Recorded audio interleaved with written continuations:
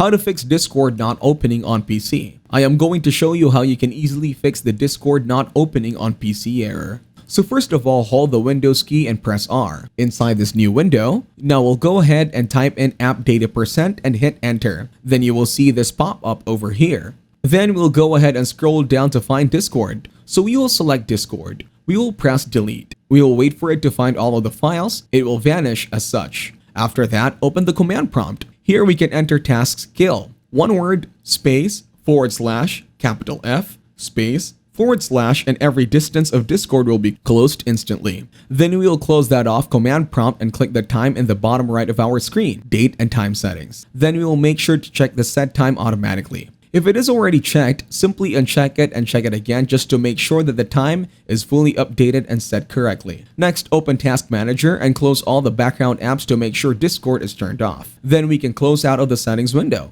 Then we will head to the web browser and search for Download Discord. Here, click on Download for Windows to get it. This will fix the error you are facing. Thanks for watching, leave a like and subscribe.